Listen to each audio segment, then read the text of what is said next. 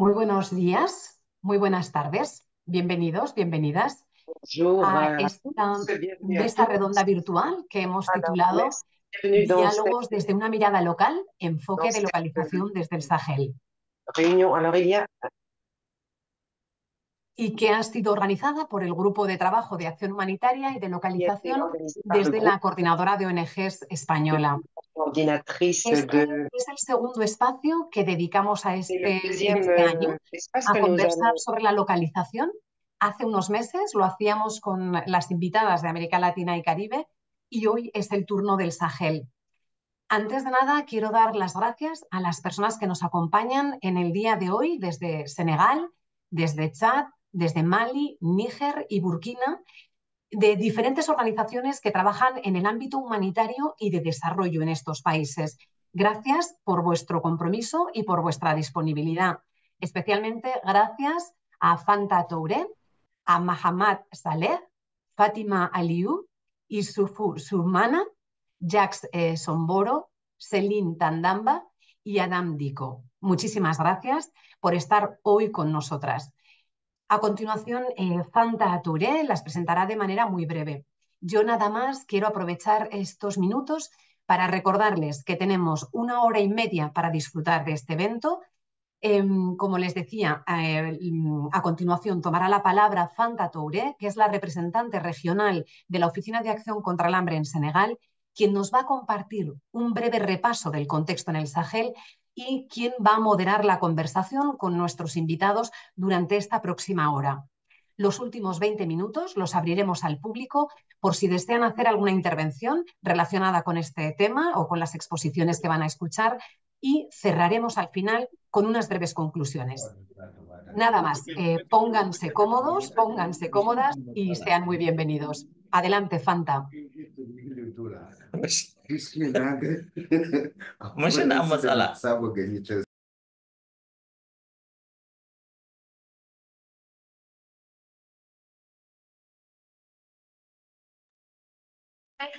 Merci beaucoup Pilar. Bonjour à toutes et à tous. Je m'appelle Fanta Touré, je suis la représentante régionale pour Action contre la faim, donc Afrique de l'Ouest et du Centre.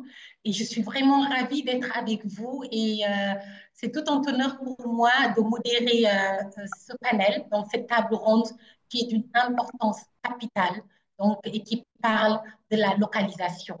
Donc, sans plus tarder, je vais vous faire une rapide présentation sur le contexte global au niveau du Sahel, surtout le contexte humanitaire. Donc, je vais partager mon écran. Si vous le voyez, vous me faites signe. Est-ce que vous voyez mon écran?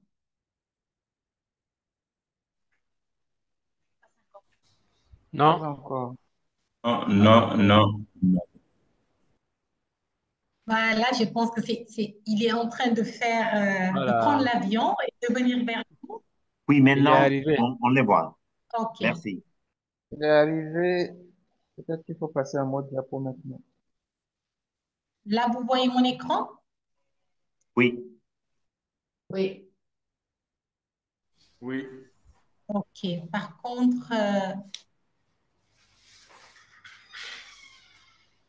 juste 5 secondes. C'est vraiment quelques petits soucis techniques.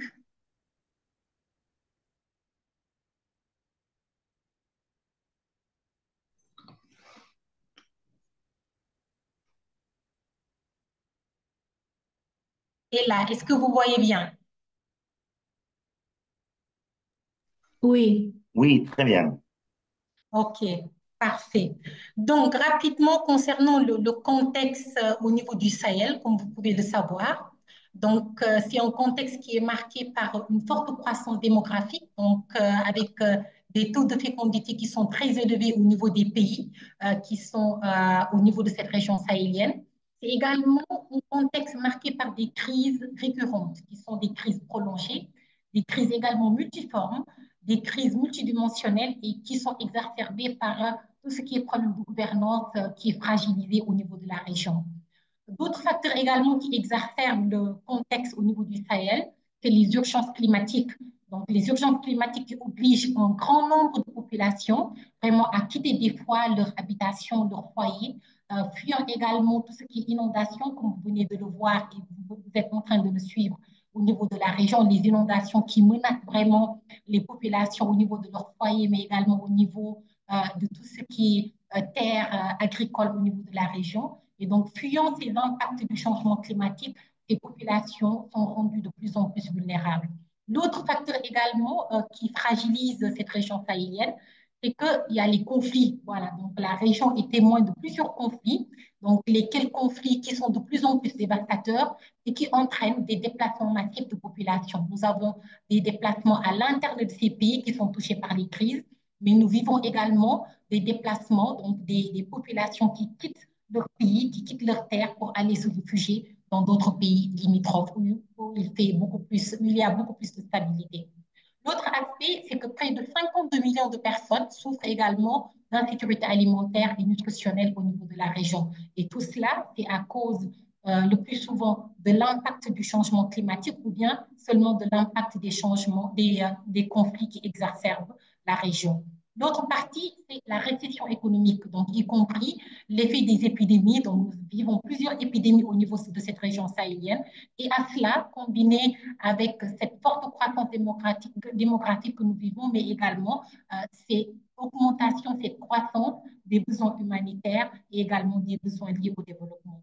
Donc, tout ceci fait que, au niveau de la région, nous faisons face à plusieurs défis. Donc, lesquels défis sont complexes, lesquels défis rendent de plus en plus volatile le contexte au niveau de la région. Et nous pensons que toutes et tous ensemble réunis, que l'une des solutions pourrait être de co-construire et de mettre en œuvre une approche de localisation qui se base sur le respect des principes humanitaires, qui également soit une approche éthique et adaptée au contexte de la région au niveau du Sahel. Donc, c'est ce qui nous réunit aujourd'hui. Donc, pendant cette table ronde où nous espérons que les discussions seront vraiment, vraiment riches et que nous pourrons, à la fin de cette table ronde, avoir des solutions et des actions concrètes que nous pourrons mettre en place pour renforcer tout ce qui est approche de localisation au niveau de la région. Donc, sans plus tarder, je vais introduire nos chères participantes et participants donc, qui vont participer à cette table ronde. Donc, j'ai l'honneur vraiment d'introduire l'ONG Sahel, qui est une ONG au niveau du Tchad et qui est représentée aujourd'hui pendant cette table ronde par M. Mahamat, qui est le coordinateur national de cette grande ONG au niveau du Tchad.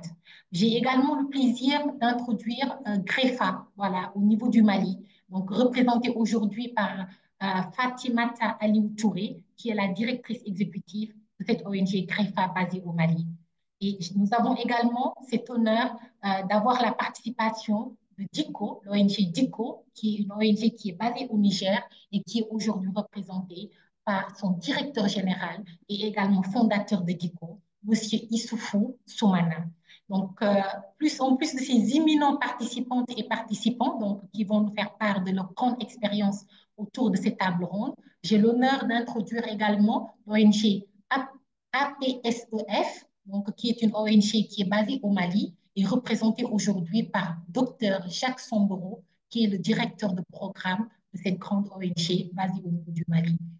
En plus de ces ONG, nous avons OCADES, Caritas Burkina, donc ONG au niveau du Burkina Faso, et qui est représentée aujourd'hui par Madame Céline Tandaba, qui est la coordinatrice de projet au niveau de cette ONG au niveau du Burkina.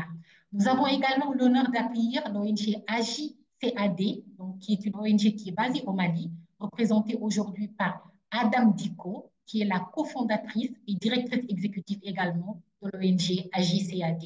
Nous avons également l'honneur d'avoir parmi nous Caritas Mali, donc Caritas Mali, avec M. Gaston Gourou, qui est responsable de communication au niveau de cette ONG. Donc, nous avons vraiment des personnes ressources clés qui ont une grande maîtrise de toute cette approche de localisation au niveau de la région et qui vont aujourd'hui nous partager leur grande expérience et expertise sur cette thématique pour laquelle nous sommes aujourd'hui réunis. Donc, nous allons parcourir différentes questions donc, qui feront l'objet de discussions avec ces éminents panélistes que nous avons avec nous.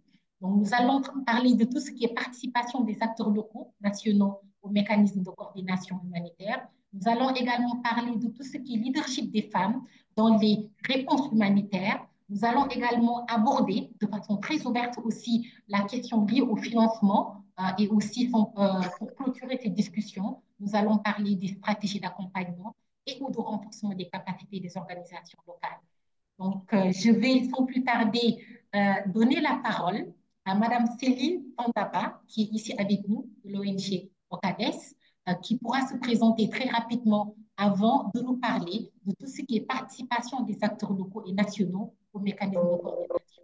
Donc, Madame Tandaba, dans votre intervention, est-ce que vous pourrez revenir sur l'implication réelle des organisations nationales et locales dans ces mécanismes de coordination au niveau des différents pays où nous sommes en train d'intervenir et également nous faire part de votre expérience sur comment nous pouvons contribuer à une meilleure intégration des acteurs locaux, nationaux dans ces mécanismes de coordination au niveau du pays.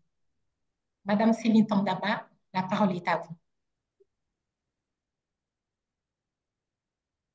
Donc, vous aurez à peu près maximum 5 à 10 minutes pour nous partager votre expérience sur ce thème.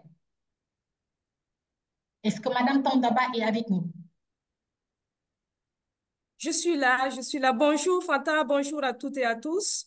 Et merci encore de nous avoir conviés à cette table ronde pour que nous puissions donner notre avis sur la question de la localisation. Je suis de l'OCADES Caritas Burkina.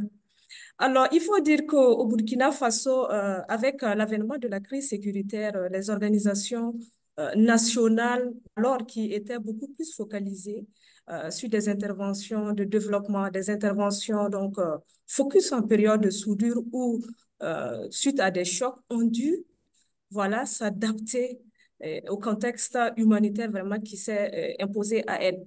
Alors, c'est depuis 2019 que le système de coordination humanitaire s'est vraiment opérationnalisé au Burkina Faso. Alors, pour ce qui est de l'implication de 2019 à 2024, nous notons qu'il y a une amélioration voilà, de cette implication. J'en veux pour preuve les résultats d'une étude qui a été menée en 2021 par le Oxfam, qui fait sortir donc qu'en 2021, aucune ONG nationale ne participait voilà, au trop de groupes, par exemple les mécanismes de coordination, les mécanismes de réponse rapide, voilà, et même aux travaux de DigiCorps. Aujourd'hui, il y a une amélioration. Alors, toutefois, il faut dire qu'il y a des efforts qui doivent être faits par ces organisations locales, aussi bien aussi par les organisations internationales. Et pour les organisations internationales, il faut dire que il faudra encore de plus en plus que ces organisations internationales accompagnent les organisations locales à mieux intégrer voilà, dans ces mécanismes de coordination au niveau donc, du pays. Alors, accompagner ces organisations à mieux s'intégrer, voilà, revient à beaucoup plus renforcer voilà, les capacités des organisations locales, surtout en mécanisme de coordination humanitaire. Quand on sait que quand on parle mécanisme de coordination humanitaire, c'est toute une école, voilà, c'est tout un jargon humanitaire qu'il faut utiliser et c'est tout un ensemble d'outils qu'il faut utiliser et généralement les organisations nationales ou locales n'ont pas vraiment ces jargons, ils n'ont pas cette capacité vraiment. Toutefois, il faut dire que au niveau régional, ces organisations locales arrivent vraiment à s'illustrer vraiment de façon positive en collidant généralement un certain nombre donc, de clusters. Voilà ce que je peux dire de l'expérience Burkina Faso vraiment de façon succincte.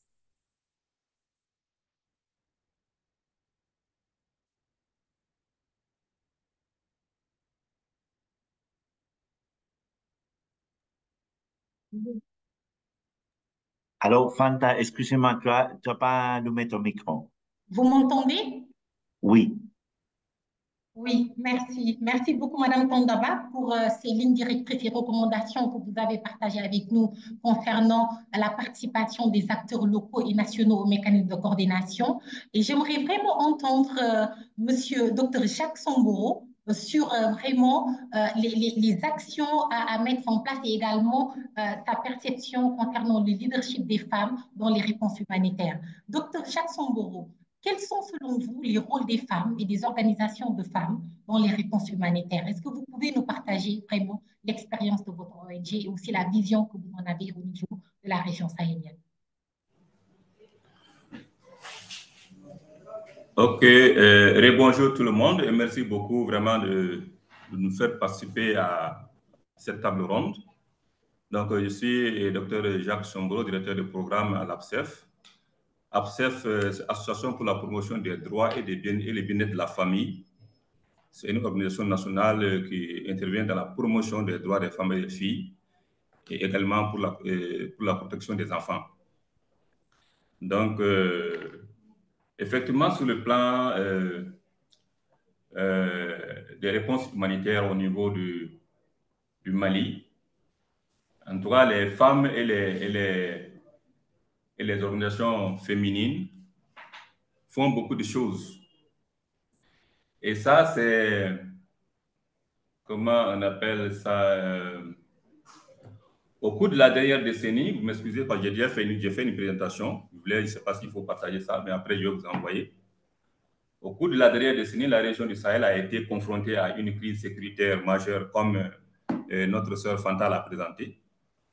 Et de ce fait, depuis 2012, le Mali quand même a subi vraiment beaucoup de situations de crise, et des crises humanitaires. Donc, cette situation a donné lieu à une crise humanitaire avec 7,5 millions de personnes ayant des besoins d'assistance, dont plus de la moitié, c'est-à-dire 56%, sont des enfants, avec 76% des hommes et 108% des femmes âgées de moins de 18 ans. Ça, c'est des données de 2023. Et donc, face à cette situation, les femmes ne sont pas laissées en marge de la gestion de la crise. Donc, depuis la signature de l'accord de Bamako en 2015, les femmes maliennes ont réclamé un plus grand rôle dans tous les aspects de la mise en œuvre, notamment à travers les différents mécanismes. Elles ont également demandé à ce que la présidence des organes d'exécution soit attribuée sur la base d'un principe de parité.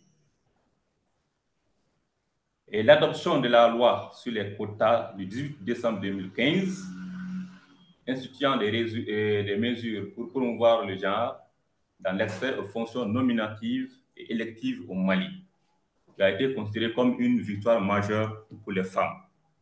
Donc, pour ce quota, on demande à ce que les femmes soient représentées à 30% dans les fonctions nominatives et électives. En ce qui concerne vraiment les rôles joués par les femmes et les organisations féminines dans les réponses humanitaires, les rôles joués sont, entre autres, appui à l'éveil de conscience sur la problématique de la paix.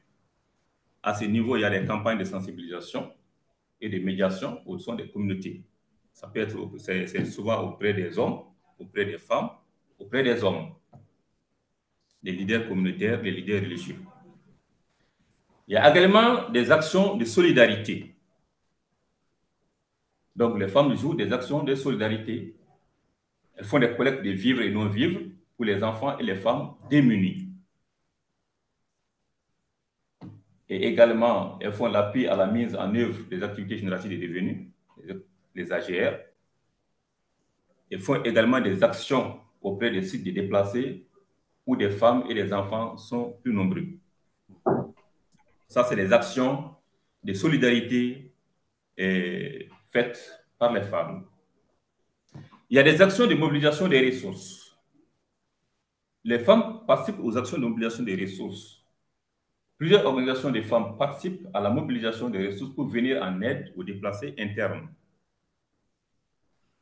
Il y a également l'implication des femmes et des organisations féminines dans les médiations de la paix et de la résolution des conflits.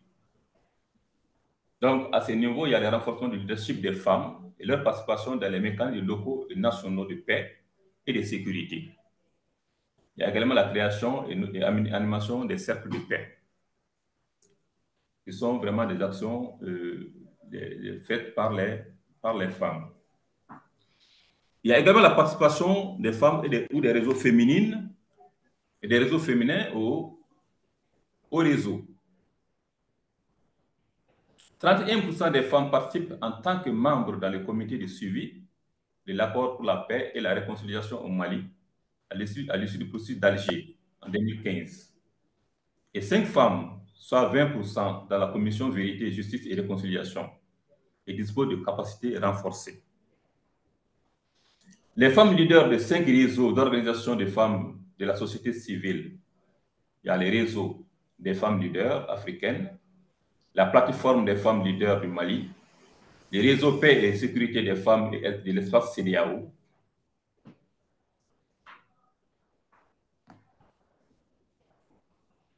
les réseaux des femmes anciennes ministres et plateformes, les femmes paix et les réseaux de plaidoyer et médiation en charge du suivi de la participation des femmes dans l'accord pour la paix. Ces réseaux participent activement dans les processus de transition politique au Mali et disposent d'un agenda commun et des compétences renforcées afin de contribuer substantiellement au processus de réforme et porter le plaidoyer pour le respect de la loi numéro 215 et 2015-052 et la prise en compte du genre dans les réformes. Et également la mise en place des femmes et des filles leaders.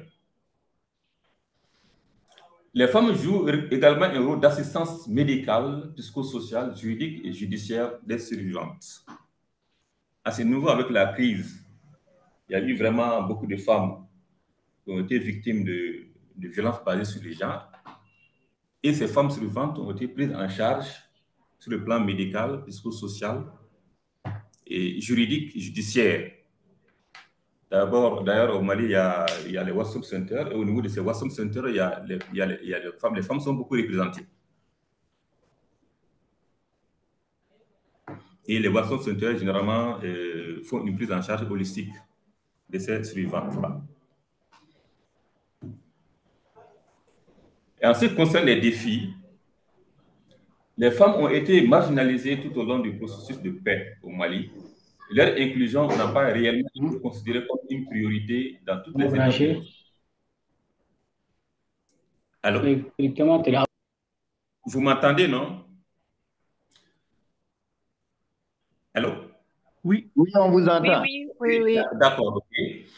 Ensuite, l'autre défi, c'est que cette marginalisation a eu lieu en dépit de la mobilisation des organisations de femmes, de la MINUSMA et d'ONU Femmes. Et malgré les cadres internationaux tels que la résolution 1325 de l'ONU, auquel la communauté internationale et le Mali ont souscrit. Donc, en gros, ça, c'est ce qu'on pouvait parler. Mais concernant les différents points de défi, on peut noter qu'il y a des difficultés d'accès aux tables de négociation à cause des barrières politiques, économiques pour les femmes. Par exemple, la situation économique précaire des femmes. Et également les problèmes culturels, peut-être l'existence de stéréotypes sexistes. Ça, c'est une réalité au niveau de notre pays, qui est le Mali. Il y a également une insuffisance de compétences en matière de médiation. Bon, concernant la médiation, il faut avoir une certaine compétence. Or, les femmes qui ont vraiment ces compétences-là ne sont pas assez nombreuses. Donc, ça aussi, c'est un défi à relever. Il y a également une difficulté d'accès à la mobilisation des ressources par les femmes. Et aussi une augmentation de la vulnérabilité des femmes liée à l'insécurité. Avec l'insécurité, c'est-à-dire que vit le Mali, les femmes et les enfants sont beaucoup exposés. Surtout les femmes. Par exemple, avec la crise, depuis la crise 2019, il y a beaucoup de femmes qui ont été victimes de violences de toutes sortes. de violences physiques, psychologiques, sexuelles, émotionnelles. Donc, voilà en gros ce qu'on a pu avoir pour cette table ronde. Et merci beaucoup pour votre attention. Merci beaucoup, Dr Jacques, pour vraiment ces points très importants que vous avez soulevés en lien avec le leadership des femmes dans les réponses humanitaires, les avancées que le Mali a eu à faire dans cette quête de renforcement du leadership des femmes au niveau du pays, mais également les principaux défis auxquels vous êtes en train de faire face au niveau de ce pays-là. Et lesquels défis, je pense que nous allons y revenir tout à l'heure, donc je vais vous redonner après la parole pour que vous puissiez également nous partager des pistes d'action et des recommandations clés sur lesquelles vous êtes en train de travailler, soit peut-être au niveau de votre ONG pour faire vraiment face à ces innombrables défis qui sont en lien avec le leadership des femmes dans la réponse humanitaire. Donc, j'aimerais maintenant entendre notre chère Fatimata Aliou Touré, j'espère qu'elle a pu se connecter, de GREFA, pour nous parler des problèmes du financement, voilà, du financement concernant cette approche de localisation. Madame Fatimata Aliou Touré, quelles sont, selon vous, les principales difficultés qui sont rencontrées par les acteurs locaux, donc de façon globale et spécifiquement les ONG locales pour accéder au financement? Donc, on parle toujours de localisation, on parle toujours d'augmenter ces financements qui sont alloués et qui devraient être alloués aux ONG locales pour accompagner ce processus de localisation. Selon vous, quels sont les principaux défis que rencontrent ces acteurs locaux et pourquoi également les ONG internationales et les donateurs internationaux, pour l'instant, n'arrivent pas à respecter les engagements qui ont été pris en matière d'objectifs de financement pour les acteurs locaux. Voilà, on parle souvent des 25% qu'on doit atteindre, mais nous savons que jusque-là, on a des goulots d'étranglement sur notre chemin pour atteindre cet objectif. À vous, Madame Fatimata.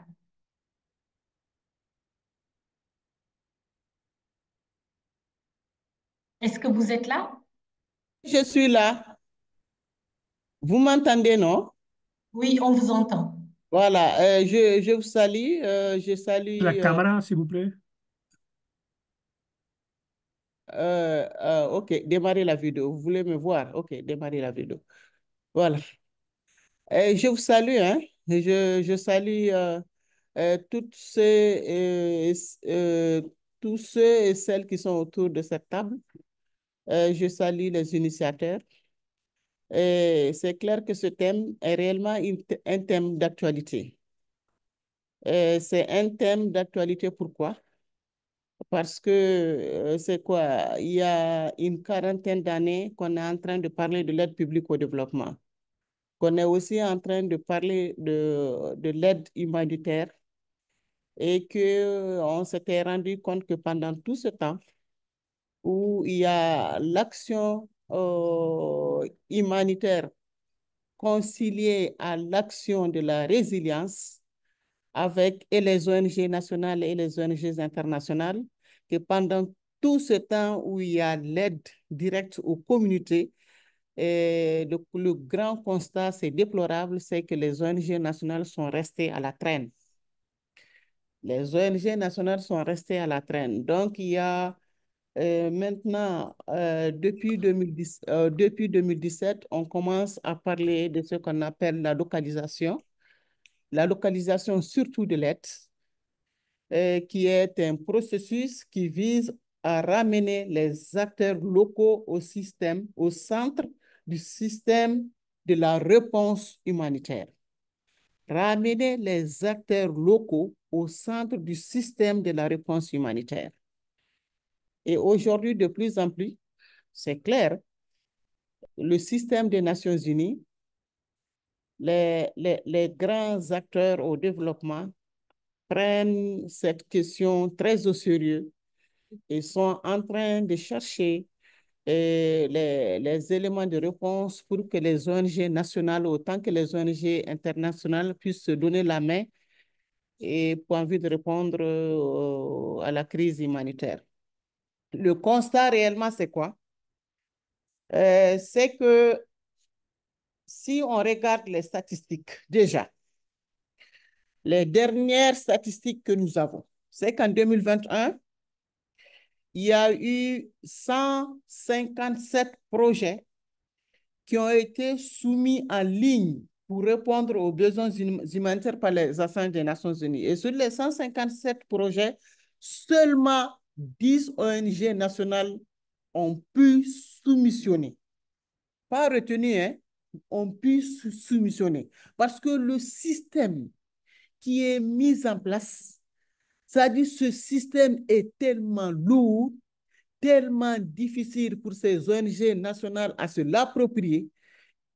Et en plus, ils n'ont pas d'accompagnement. Ces ONG nationales n'ont pas d'accompagnement. On ne les renforce pas pour qu'ils puissent être capables de soumissionner en ligne pour répondre aux appels à proposition des grands projets de développement. Ça, c'est une problématique. On a constaté aussi qu'il y a un fonds qu'on appelle le fonds CERF. C'est un fonds qui est un fonds purement humanitaire, hein, qui est mis en place par les organismes internationaux des Nations Unies. Et le constat, c'est que dans le fonds CERF, en tout cas, et jusque-là, le constat, c'est que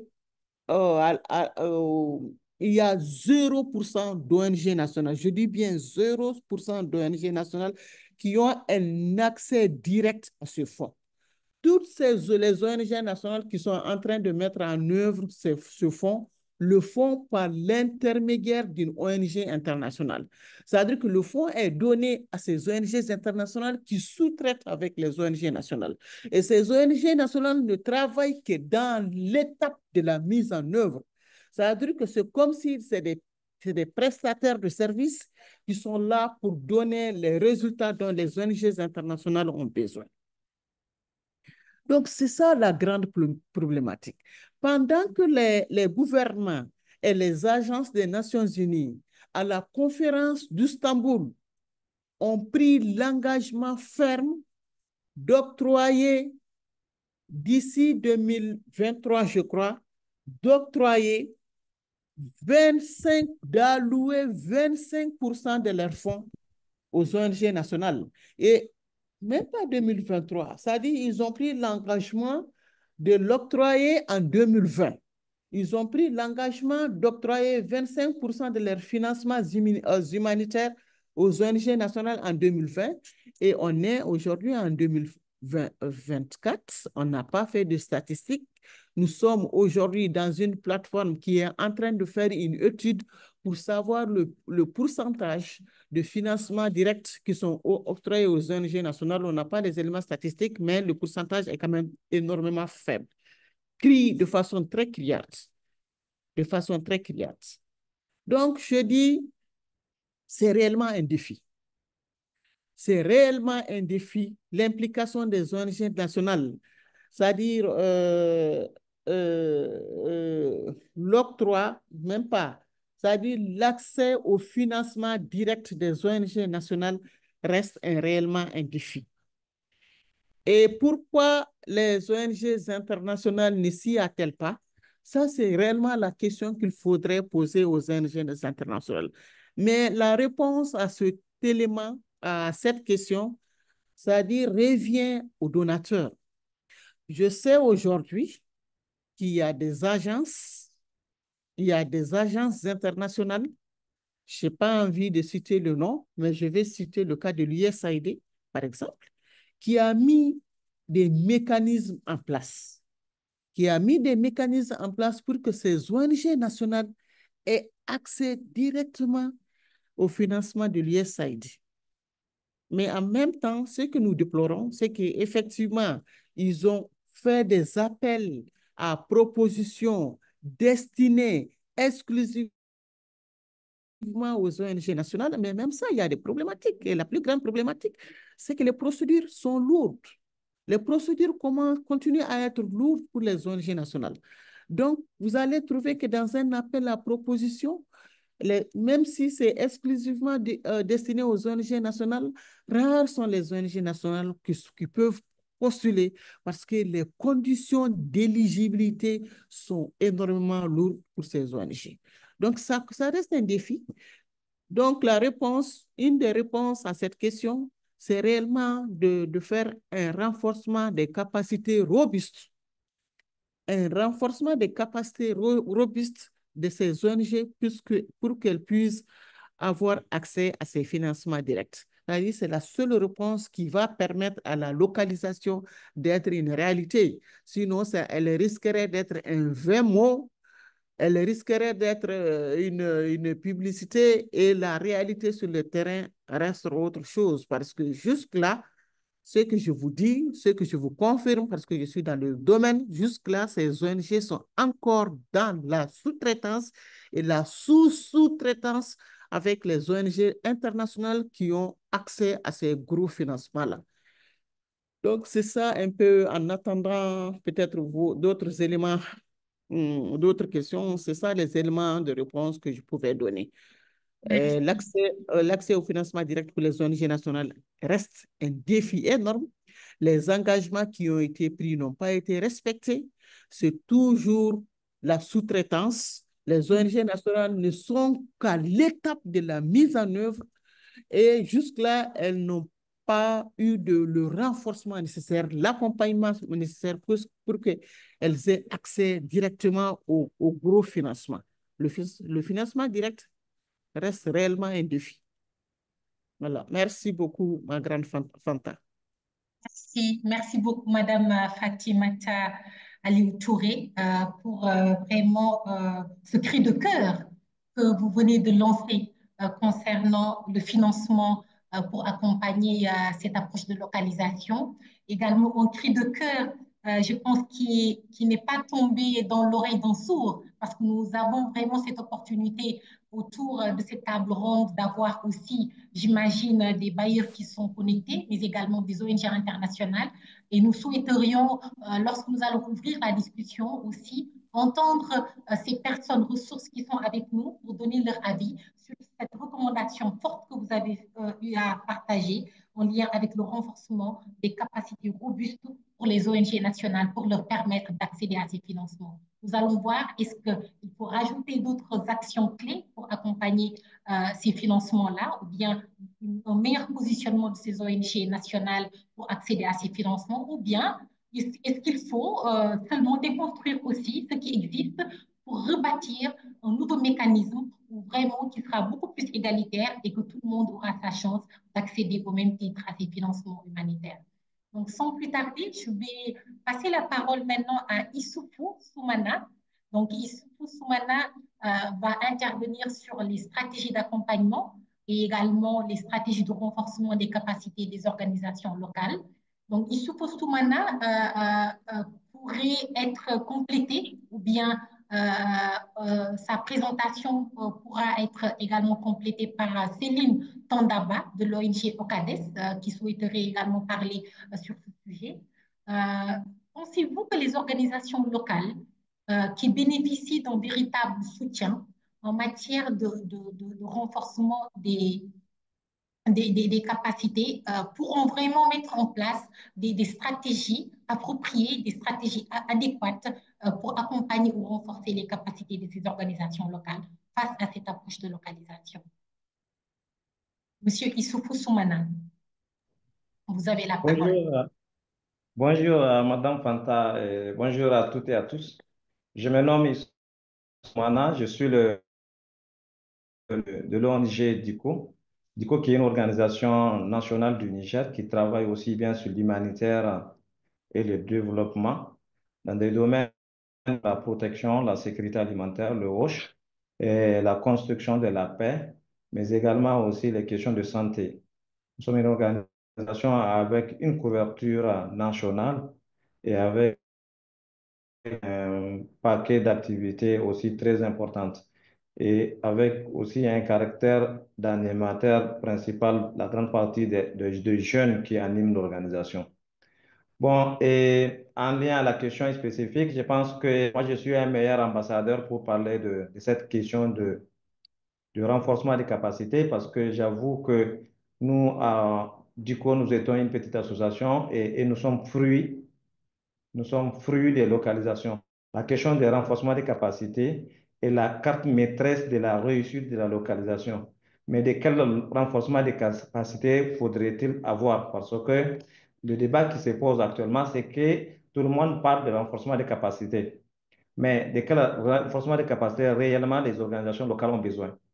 Est-ce que c'est ce type de modèle de renforcement des capacités où, comme ma prédécesseur l'avait dit, on est dans un partenariat, je programme des sessions de formation d'une journée, 2 jours, en lien avec la thématique technique pour laquelle l'organisation a été sollicitée pour faire la prestation, ou bien les organisations ont le pouvoir de décider d'elles-mêmes de leurs besoins et de réorienter les fonds sur leur renforcement des capacités qui visent le développement de capacités institutionnelles et organisationnelles. Actuellement, la question de localisation par rapport au renforcement des capacités, c'est une question entre les acteurs au niveau international et national, c'est une question de complémentarité. Parce que ça ne voudrait pas dire qu'il faut changer les internationaux par les nationaux. Non, il s'agit de créer des conditions de complémentarité pour que chacun joue sa partition dans la chaîne. On sait que les acteurs locaux, ce sont les détentrices de la réalité du contexte, de la maîtrise du terrain, de l'accès facile et de la maîtrise linguistique. Je pense qu'il nous revient la légitimité du droit de pouvoir décider de ce que veulent nos populations et d'avoir accès facile à ces populations et de comprendre aussi leurs besoins. Donc, nous devrons être à la chaîne, mais avec des moyens et des capacités. Quel rôle ces organisations internationales pourraient jouer? Je pense qu'ils pourraient contribuer à renforcer, parce que essayer de dire, d'échanger, les acteurs internationaux aussi, c'est un peu trop aisé. Si on constate que le nombre d'années d'expérience cumulées, des savoir-faire, doit être quelque chose à discuter avec des acteurs aussi qui ont la maîtrise du terrain. Donc, au niveau des DICO, comme je l'ai dit, nous étions une association très petite dans les années 2006. Donc, que nous avons commencé à travailler, une petite anecdote, nous avons eu des relations partenariales avec une ONG espagnole du nom de ACPP, qui a accepté de nous accompagner malgré que nous étions petites. Moi, à l'époque, je ne sais même pas comment faire un PV ou bien présenter une facture. Ils ont accepté de nous accompagner. Et cet accompagnement, ce n'est pas un accompagnement du modèle type de formation perlée. De 2 jours, ils voient les modules, on vous envoie la liste de présence et là, non. C'est un accompagnement sur la durée qui part des parties gestion, des parties programmatiques et sur des pratiques parce il nous implique dans tous les processus de la chaîne, c'est-à-dire de la conception des projets jusqu'à la mise en œuvre, jusqu'à la justification. Mais également, il y a un autre package qui va également dans le développement institutionnel parce que l'organisation, il nous accompagne également pour développer des stratégies internes qui vont au-delà des projets spécifiques qu'on met. Parce que des plans stratégiques, des politiques des stratégies sur la participation et la redevabilité, des cadres d'action, j'en passe. C'est plein de choses. C'est pour dire qu'entre 2006, que nous étions une petite association avec un budget de moins de 100 000 qu'on dépense annuellement, nous sommes devenus cette organisation qui annuellement a des gros budgets et qui travaille aussi avec des grands bailleurs comme le système des Nations Unies, les USAID, l'AFD et j'en passe. Donc, c'est pour dire qu'on accepte le renforcement, doit être un principe sur la durée. On ne devrait pas dire qu'on fait le renforcement juste pendant la période de mise en œuvre d'un projet. Ou bien on dit on renforce juste pour les besoins d'aller collecter des données pour le développement de ce projet. Et que ces organisations ne sont pas associées dans la chaîne.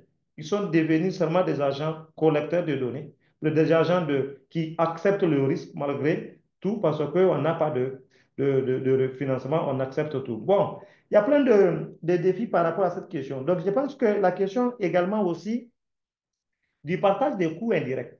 Parce qu'il faut que les organisations nationales puissent avoir accès à ces coûts parce que c'est des ressources qui permettront de faire le développement organisationnel selon les besoins de nos organisations. Parce que lorsqu'on vient dans les due diligence, chaque fois les gens ils nous demandent vous avez telle politique, une longue liste de politiques, mais pourtant personne n'est prêt pour accompagner après, lorsqu'on démarre un partenariat, d'accompagner à ce développement de ces politiques-là. Donc, les seuls moyens pour nos organisations, c'est de disposer des fonds flexibles, dont les coûts indirects qui nous permettront d'investir dans les domaines qui contribueront à la construction de nos organisations. Et je pense que c'est des choses comme ça, et avoir cette place et des choses comme ça qui peuvent contribuer à développer et à renforcer les capacités réellement. Parce que ça ne sera pas du semblant. Parce qu'il faut que si on s'engage dans un renforcement, dans un accompagnement, il faut qu'on les fasse sur une vision stratégique dans la durée, qu'on accepte de faire monter cette organisation en puissance. Et l'autre point, c'est également la question de la complémentarité. Toujours, parce que la complémentarité technique, c'est aussi très important, parce que les organisations disposent des capacités et d'accès, des valeurs ajoutées intangibles. Et de l'autre côté, il y a l'expertise d'avoir cumulé plusieurs années de travail humanitaire, notamment sur les aspects des principes humanitaires et consorts. Donc, le terme renforcement peut-être des capacités, c'est peut-être qu'un terme qui a besoin même d'ailleurs d'être revu, parce qu'il s'agit plutôt des échanges d'expériences qu'on aura, parce que les acteurs, ils ont des expériences à partager. De l'autre côté, les autres acteurs en ont. Et donc, ces cadres-là doivent être un cadre très bien défini qu'on accepte de reconnaître à ces organisations locales qu'ils ont aussi des capitales, une expertise à partager, parce qu'ils ne sont pas seulement des gens qui reçoivent, ils sont aussi des gens qui donnent. Donc, je pense que ces éléments de fait font en sorte que le modèle type qu'on devrait avoir, c'est ce modèle qui accepte la décentralisation de la prise de décision. C'est-à-dire qu'il faut un modèle qui permet aux organisations, dès à la conception, dans le cadre de nos partenariats, d'être sur la table de décision. Parce que nous, je parle d'une expérience très concrète que nous sommes venus parce que nous étions à un moment récent où nous étions dans une vision pas trop bien calée stratégiquement, avec un accompagnement technique sur 2 ou 3 ans. Nous avons une vision très claire du point de vue stratégique de notre cadre d'action humanitaire sur notre politique humanitaire et notre stratégie humanitaire, ce qui fait en sorte que ça a renforcé notre influence au-delà de notre partenariat spécifique avec une ONG. C'est-à-dire qu'on participe et avec aisance, avec maîtrise des domaines, dans le cadre de la coordination humanitaire au niveau national et fait du plaidoyer pour qu'il y ait plus de place pour les ONG. Parce que tant que nous ne participons pas sur la sphère de prise de décision, tant que les systèmes de gestion des clusters et des groupes de travail sont définis de telle sorte qu'il vient avec déjà des critères d'exclusion des acteurs locaux, on ne pourrait pas parler de renforcement parce qu'on parle de nous en notre absence. On a besoin d'être là pour décider et de parler de nos problèmes nous-mêmes, qu'on ne reporte pas nos problèmes, que ce soit nous-mêmes qui disons, dans un langage que nous comprenons également, qu'on évite de sortir du schéma où on doit nous mettre à la traîne et que décider et nous informer, que ce soit dans la gestion de l'analyse des besoins, de la réponse, mais également même des projets, parce que la plupart des organisations, même techniquement, lorsqu'ils ont d'expertise à donner, c'est qu'on vous informe que nous voulons faire des partenariats avec vous et nous voulons que vous fassiez telle activité, telle activité, telle activité. Ça, c'est des choses, des pratiques qui doivent changer parce que le renforcement des capacités a un lien direct avec les principes des partenariats qui doivent être rediscutés, redéfinis et que ces organisations puissent être là pour discuter en tant que deux acteurs complémentaires. Je vous remercie. Merci beaucoup, Monsieur Issoufou, pour vraiment les points clés que vous avez fait ressortir dans votre intervention. Donc, des points en lien avec le renforcement des capacités, comment on doit faire ça, le principe de réciprocité. Je pense que vous avez beaucoup parlé sur ce principe de réciprocité, le fait de donner et de recevoir, et que ça soit vraiment dans tous les sens. Je pense que ça, c'est très important. Vous avez énuméré également l'importance du partage des coûts indirects, que ça se fasse de façon équitable et pour permettre également aux ONG locales de disposer de fonds flexibles qui vont leur permettre de développer davantage la structuration de leur organisation et de rendre leur organisation plus forte.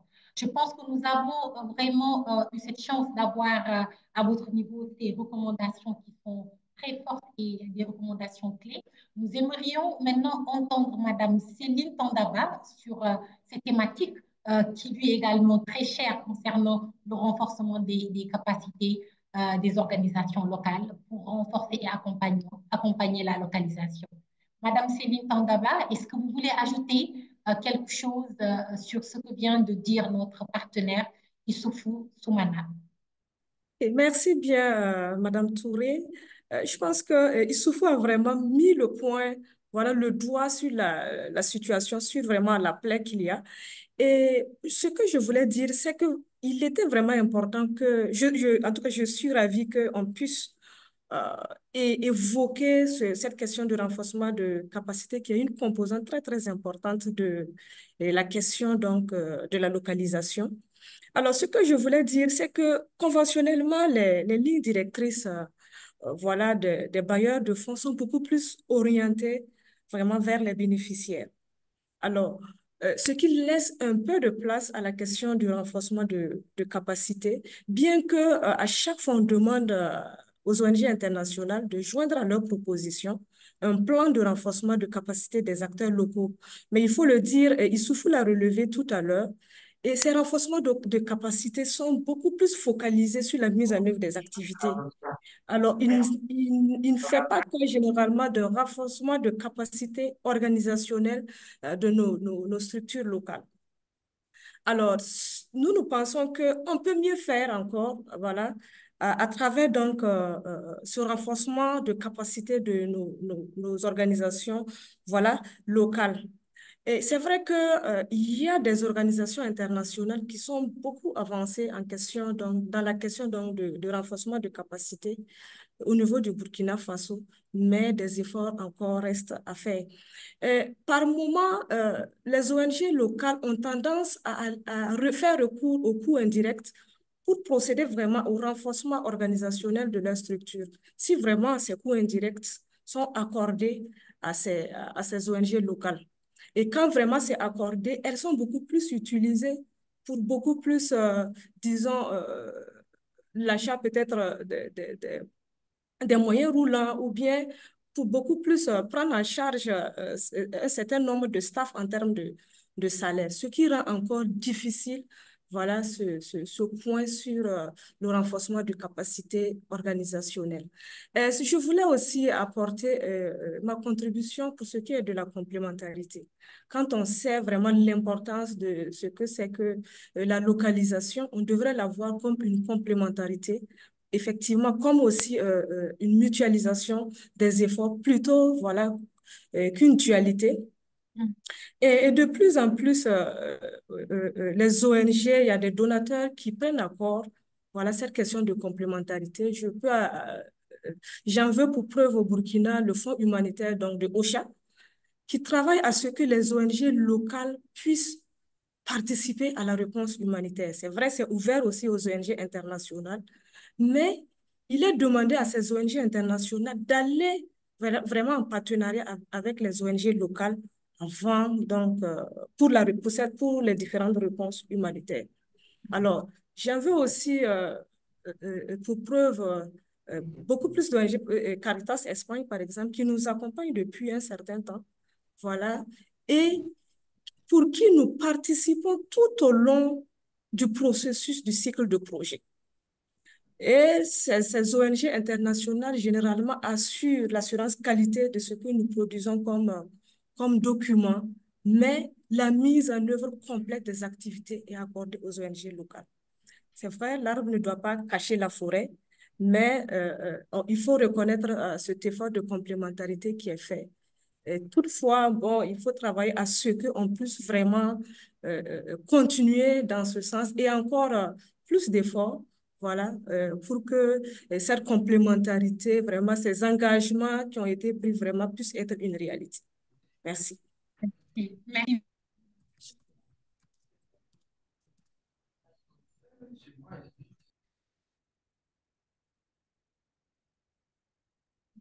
Fanta, tu parles à mute. Ok, désolée. Donc, je disais merci beaucoup, Céline, pour ces recommandations fortes formulées en lien avec le renforcement des capacités. Et comme vous avez dit, des progrès vraiment sont en cours et il faut saluer vivement ces progrès qui sont en cours, faire de sorte de les accompagner, de les renforcer davantage, mais comme vous l'avez également dit, des efforts restent à faire dans ce processus. Et je pense que nous sommes toutes et tous ici réunis pour essayer de trouver également des actions clés que nous pouvons mettre sur la table pour rendre beaucoup plus réciproque et complémentaire cette approche de renforcement des capacités. Donc, il nous reste pratiquement 10 minutes avant de passer la parole aux participants pour des questions ou bien des recommandations. Donc, du coup, avant cela, j'aimerais entendre Monsieur Mahamat sur le financement. Donc, j'imagine que vous avez également des éléments à partager avec nous sur ce point. Donc, je vous donne la parole peut-être pour 2-3 minutes pour permettre également à notre partenaire, Adam Dicko, aussi de se prononcer sur ces sujets. Donc, Monsieur Mahamat, vous avez la parole.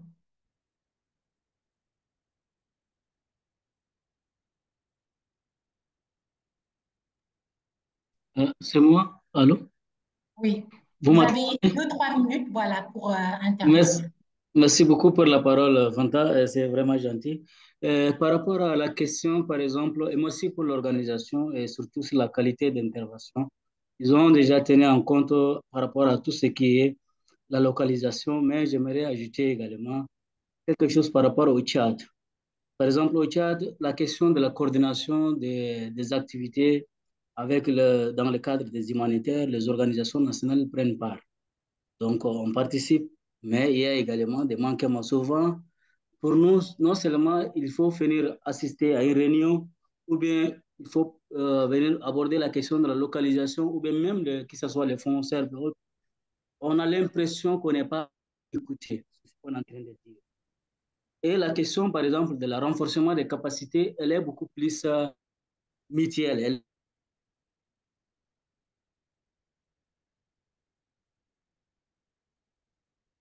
Ça s'entrecoupe, Monsieur Mahamat.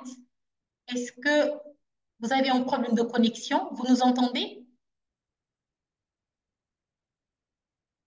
Je pense que Monsieur Mahamat a des soucis de connexion. Les cultures, ils sont des milliers. C'est ça l'avantage.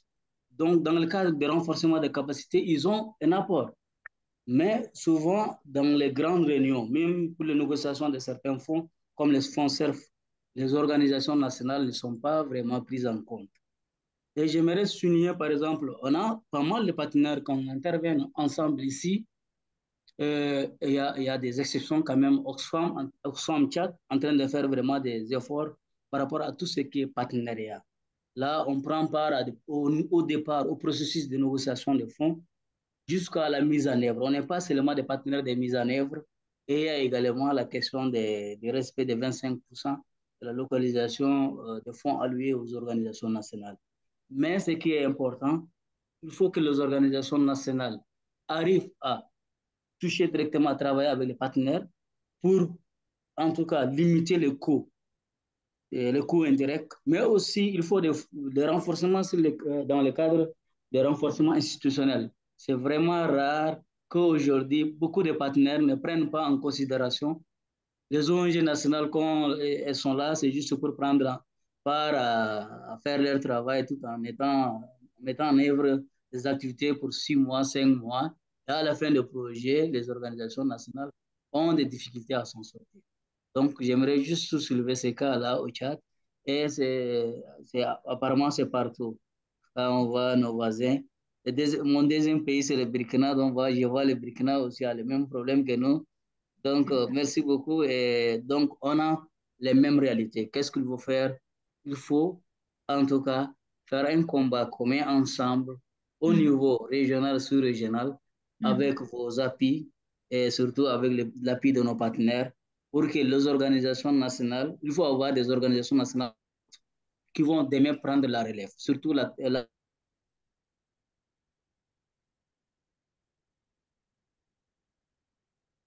Merci beaucoup, Monsieur Mahamat, vraiment pour ce plaidoyer très fort que vous venez de faire concernant le financement, donc lié à l'approche de localisation. Je pense que nous pouvons laisser la parole pour peut-être 3 minutes à Monsieur Adam Dicko, qui est cofondatrice et directrice exécutive de l'ONG AJCAD, donc au niveau du Mali, pour également partager son expérience sur ce thème qui nous réunit aujourd'hui. Madame Adam Diko, vous êtes là? Oui, je suis là.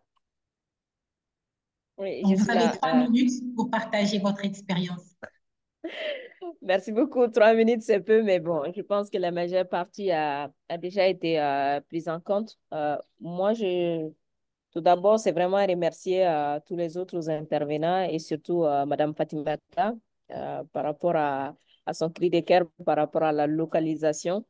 Et moi, mon inquiétude aujourd'hui, c'est que ce processus de localisation soit pris en otage. En fait, parce qu'on parle de localisation, mais on voit que ce processus est plus porté aujourd'hui par des entités qui sont souvent à la barre de ne pas aller vers cette localisation. Donc, du coup, il ne faudrait pas que ceux qui ne veulent pas euh, le processus de localisation en deviennent les acteurs pour la mise en œuvre de la localisation, parce que là, on risque de faire une éternité de discussions sur la localisation sans pour autant aller véritablement vers la localisation. Et aussi par rapport à la responsabilité des ONG intermédiaires, au fait, des ONG internationales et autres, cette responsabilité dans le sens où ces ONG ont quand même amené une approche beaucoup plus projet au niveau local et qui a rendu la société civile prestatrice de services et non actrice de développement au niveau local. C'est qu'aujourd'hui, les gens sont plutôt soucieux d'assurer les salaires de leurs employés que d'apporter une réponse aux besoins des populations. Et donc, ça fait qu'on s'éloigne de plus en plus des communautés et des acteurs activistes sur le terrain retourne au bureau et on tombe dans une sorte de bureaucratie des ONG et qui fait que voilà, les ONG se spécialisent dans la justification des fonds, mais beaucoup plus que dans la livraison vraiment des services sociaux de base. Donc ça, c'est un point vraiment à noter.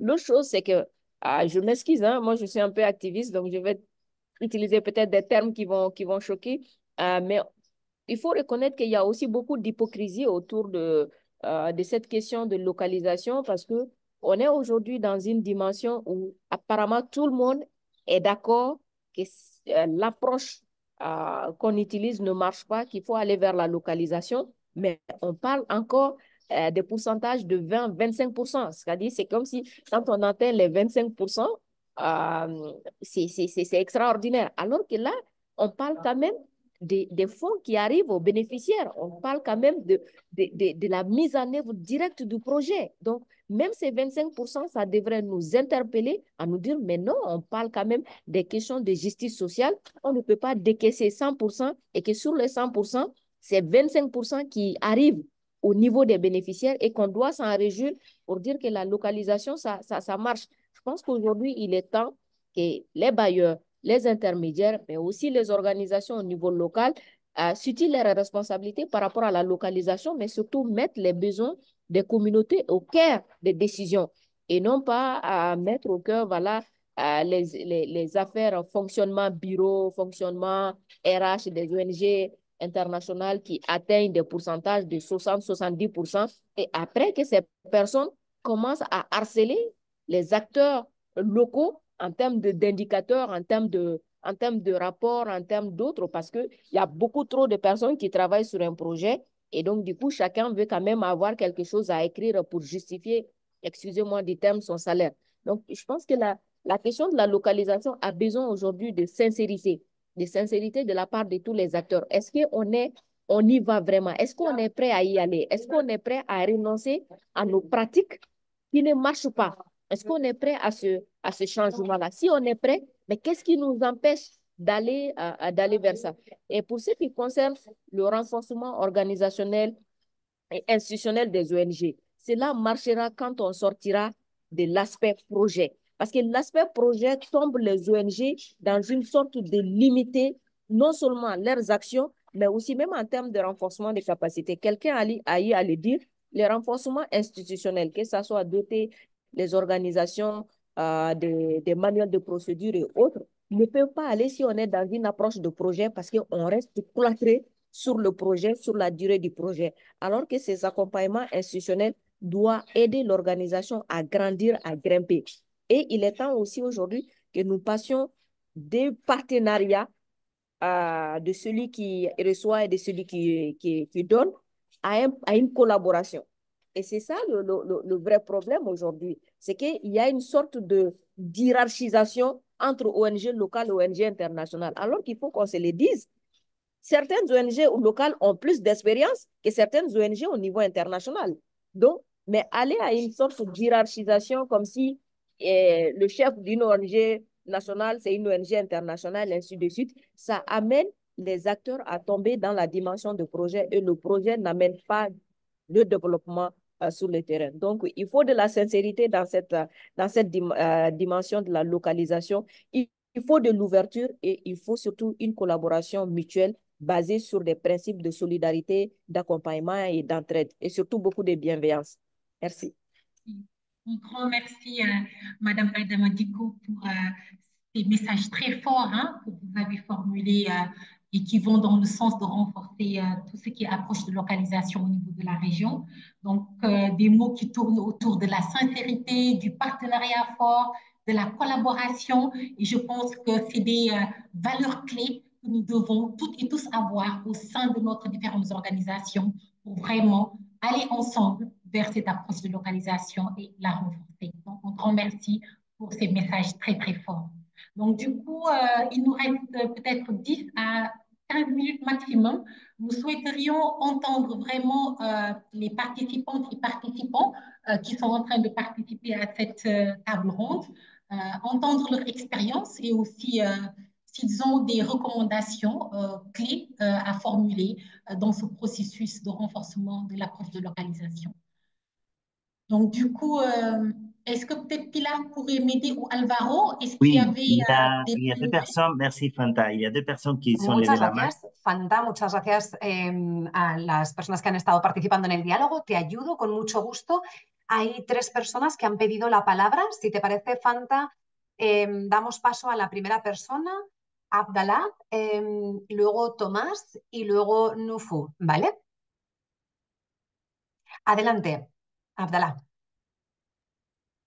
Oui, bonjour à tout le monde. J'espère que vous me recevez. Bonjour. Oui, très bien. D'accord, ok. Merci beaucoup pour la... D'accord, ok. Merci beaucoup pour la présentation et aussi de l'organisation. Je félicite l'ensemble des intervenants et aussi le comité d'organisation de cette activité. Voilà, moi je suis un étudiant et je suis aussi stagiaire au niveau d'une ONG locale qui est l'ONG ONEN. Voilà.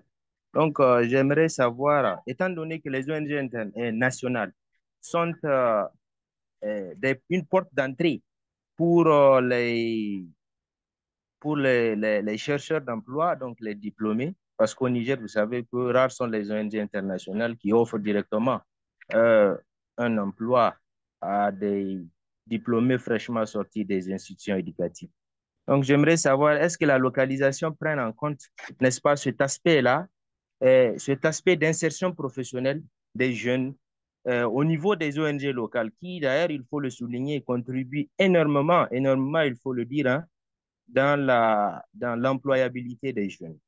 La deuxième question, donc, je pense que la dernière intervenante là, qui venait de passer, la femme, je la félicite et je la salue aussi, a parlé de 25%. Donc, j'aimerais que les panélistes reviennent un peu sur cela pour nous expliquer ce processus-là. Merci beaucoup.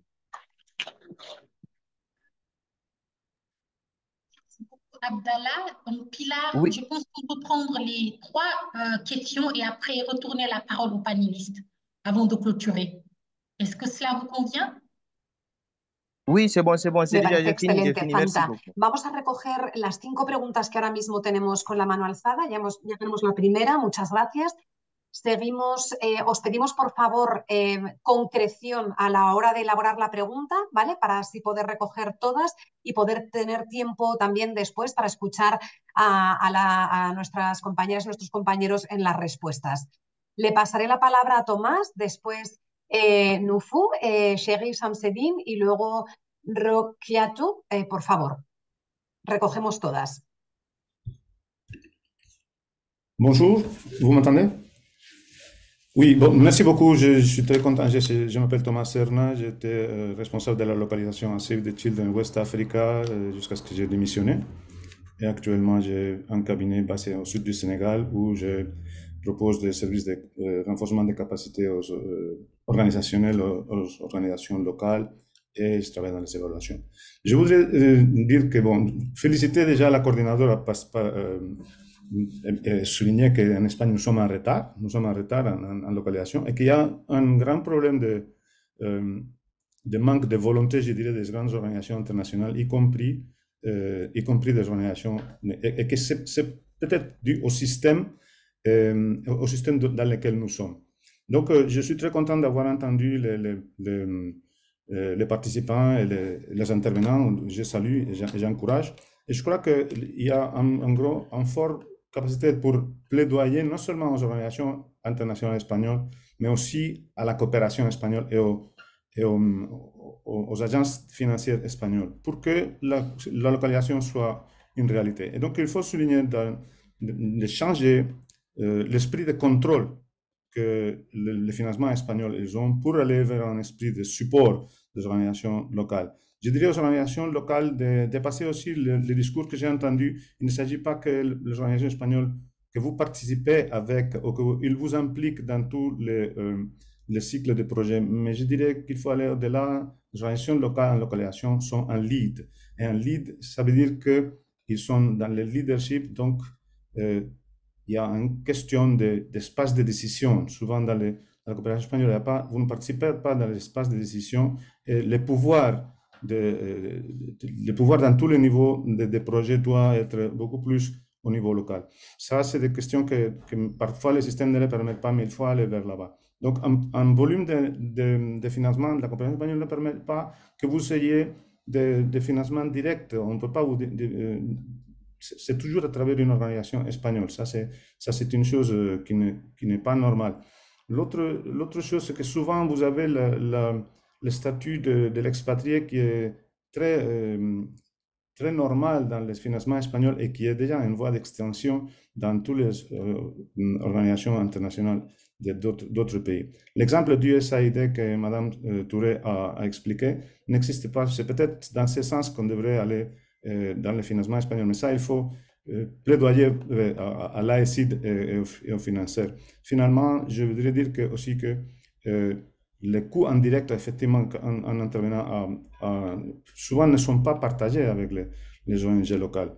Et donc, il faut une volonté. Et finalement, je dirais, pour plaidoyer aussi pour la coordinadora, que la coopération espagnole, jusqu'à présent, elle a du mal à financer des lignes de renforcement de capacités organisationnelles destinées aux organisations locales. Elle a du mal à considérer ça comme un objectif dans les projets.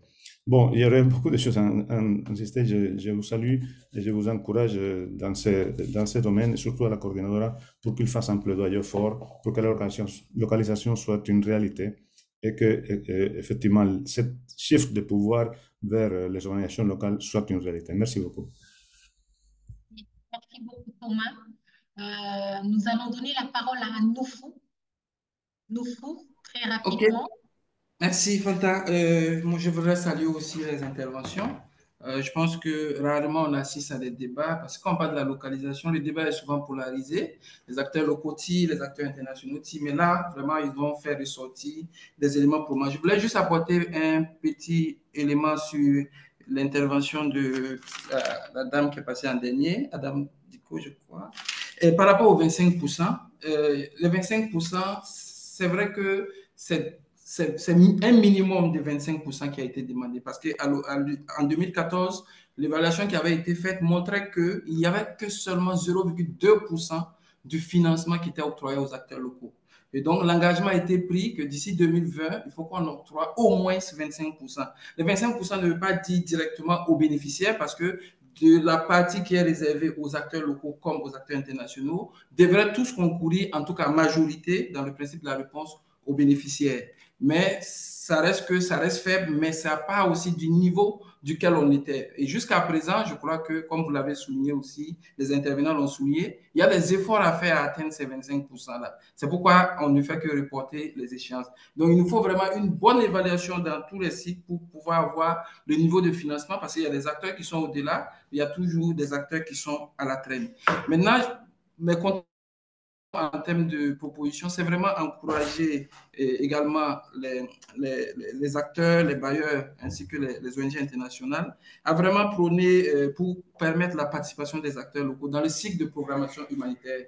C'est à partir de s'ils sont vraiment impliqués dedans, dans cette programmation humanitaire, ils pourront, comme le prédécesseur l'a dit, pouvoir avancer. Je voudrais aussi saluer la dernière intervenante qui a parlé de se départir de l'approche projet. Dans les crises que nous vivons actuellement, qui sont des crises prolongées, l'approche projet vraiment n'est plus opérante et n'est pas une solution. Donc, il faut vraiment penser à des approches au-delà des projets qui permettent vraiment de construire et d'aller vraiment vers le nexus pour permettre vraiment de prendre en compte les différents pans humanitaires, développement et paix au grand bonheur des communautés. Pour les bailleurs, c'est vraiment aller vers des financements qui soient vraiment flexibles, mais également pluriannuels, afin de permettre justement de pouvoir relever le défi que nous avons.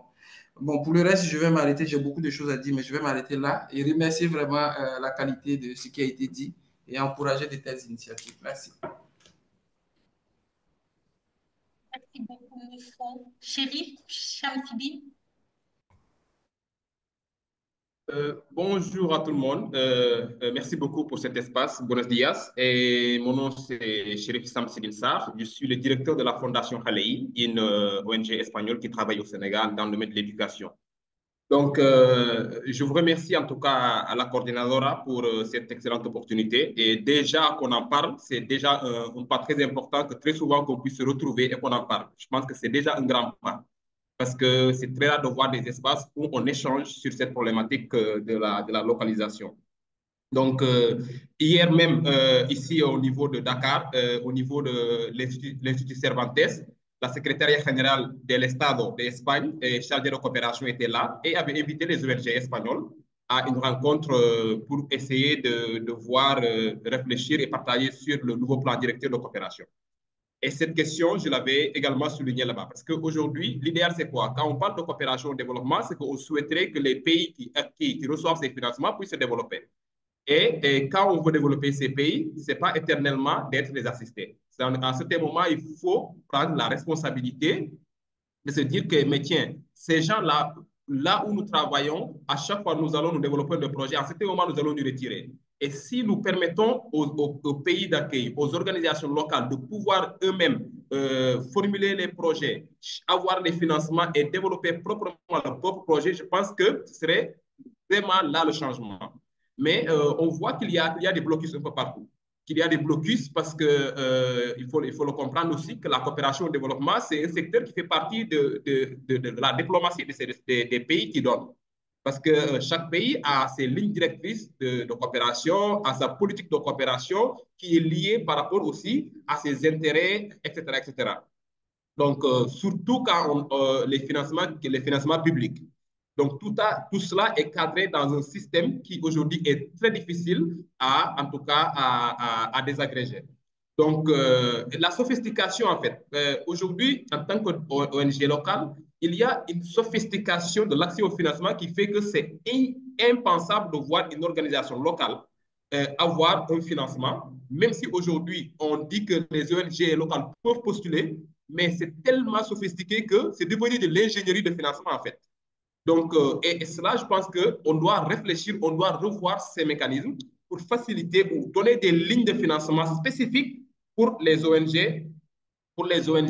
locales. Et je pense qu'aussi, sur le plan beaucoup plus macro, les États qui accueillent ces financements, ils doivent mettre en place des stratégies de formation, de renforcement des capacités de leurs propres ONG. Parce que il n'est pas tout le temps dit que ce sont les ONG espagnoles qui doivent venir renforcer les ONG sénégalaises, maliennes ou burkinabées.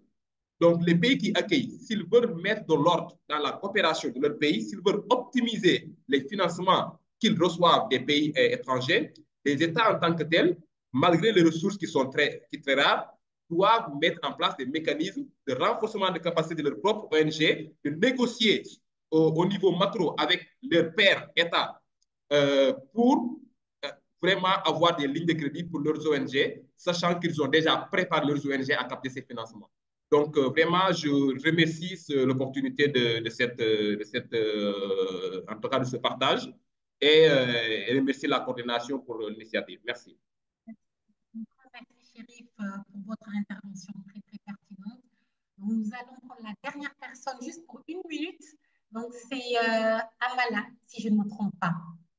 Amala. Vous avez 1 minute, Amala. Muchas gracias. Voy a intentar ser breve. A ver, bueno, muchas gracias a todas las intervenciones. Creo que están diciendo cosas muy pertinentes. Y yo quería aportar una perspectiva desde una organización española. Por un lado, creo que es importante que pongamos el foco en que tenemos que incidir juntas, organizaciones del sur y del norte, por decirlo de alguna forma, en el sistema de acción humanitaria y de cooperación también. Y tenemos que asegurarnos de que esto no lo convertimos en una pelea entre organizaciones del norte y del sur, sino que ambas nos unimos para incidir en ese sistema. El reparto de costes indirectos y pelear por ello es pelearnos por migajas. Lo que tenemos que asegurarnos es que el sistema permite una buena financiación de un sistema de cooperación y de acción humanitaria en el que la sociedad civil del norte y del sur somos fuertes. La cooperación directa no sería una solución que antes planteaba alguien por ahí, porque aparte de que presenta cuestiones legales en cuanto a responsabilidad y jurisdicción de las instituciones españolas en caso de financiación directa, es importante que haya una sociedad civil española fuerte y reforzada que exija y que trabaje por una política de cooperación y de acción humanitaria determinada en las instituciones españolas. Y eso desde los países, si se hace una cooperación directa, las instituciones españolas se libran de esa presión de las organizaciones españolas. Por eso es importante que existamos las organizaciones españolas. Pero al mismo tiempo es importante que en el trabajo en terreno trabajemos siempre con organizaciones locales y nos aseguremos de que esas organizaciones locales están reforzadas en una visión mucho más allá del proyecto, sino que tiene que ser un proceso, porque es importante que esas organizaciones locales hagan la incidencia y la presión necesaria sobre sus gobernantes para asegurarse de que esa ayuda humanitaria y de esa cooperación al desarrollo son sostenibles. Por lo tanto, lo que tenemos que hacer es incidir en el sistema. ¿Y cómo tenemos que incidir en el sistema? Asegurándonos de que en toda acción que hacemos en los países en los que trabajamos hay organizaciones locales implicadas. E implicadas no como subcontratas, no contratando al personal local o no creando una organización espejo de la nuestra en el país en el que trabajamos, sino trabajando en partenariado real y en solidaridad con las organizaciones locales. Creo que es ahí donde tenemos que enfocar nuestros esfuerzos. Gracias.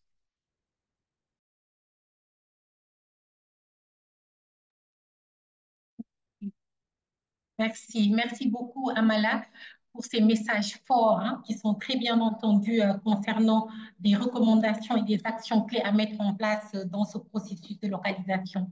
Donc sans plus tarder, je vais remettre la parole à Pilar pour le mot de conclusion et de clôture de cette table ronde qui nous a réunis aujourd'hui.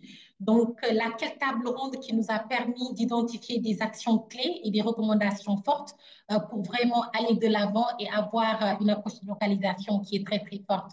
Donc, du coup, je vais remercier toutes les participantes et tous les participants pour vos interventions très pertinentes, mais également les messages clés que vous avez partagés avec nous et que nous allons suivre ensemble pour les prochaines étapes.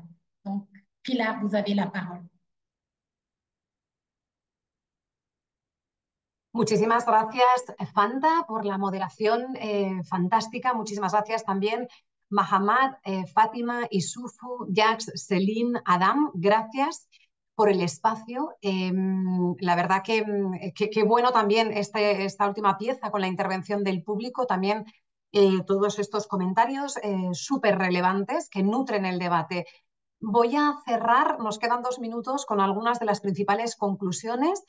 Yo creo que hemos hablado de muchas cosas. Está claro que El sistema internacional que empezó a hablar de localización en el 2017 propuso un abordaje y unos retos que se han quedado atrás. Ha salido con fuerza que la localización supone traer a los actores locales al centro de las respuestas humanitarias. Y por cerrarte así como con tres grandes titulares, decir que aunque observamos la mejora de la participación de las organizaciones locales, seguimos necesitando esfuerzos coordinados por parte de todos los actores internacionales, pero también locales. También que el refuerzo de las capacidades es la dimensión central en la localización y que necesita basarse en el principio de complementariedad y reciprocidad. Además, también de plantearse como una estrategia de apoyo continuado. Y por último, por rescatar un último también titular, decir que en realidad efectivamente no se están cumpliendo los objetivos del Grand Bargain, ya que el sistema no permite que las organizaciones locales participen en igualdad de condiciones, ¿no? Los procedimientos, hemos venido escuchando, son muy pesados y necesitan de verdaderas acciones de refuerzo de capacidades para que las organizaciones locales dejen de ser tratadas no como contratistas en vez de socios, ¿no? Me gustaría cerrar, perdonar porque estamos ya casi fuera de tiempo, agradeciendo de nuevo también al grupo de organizaciones que formamos parte del grupo de trabajo de acción humanitaria y de localización dentro de la coordinadora, que son, que muchos están presentes también aquí en este espacio, que son los que han promovido la celebración de este evento. Y no sé, a mí me han gustado mucho también las palabras de Adam, con esa fuerza también, ¿no? No olvidemos que las personas tienen que estar en el centro de las acciones. Nos ha interpelado a todos, a donantes, organizaciones internacionales y locales. ¿Estamos realmente listos para caminar hacia la localización? Me quedo con esa pregunta, ¿no? Que nos interpelaba. Seamos sinceros, seamos valientes y caminemos juntas en aras de la localización. Con esta frase cerraría. Disculpad si no he recogido todo, es difícil recoger en varios titulares todas las cosas que han salido tan relevantes. Gracias de nuevo por vuestra participación, por el tiempo dedicado. Creo que ha sido muy interesante y han salido muchas cosas en las que tenemos que seguir trabajando juntas. Mil gracias.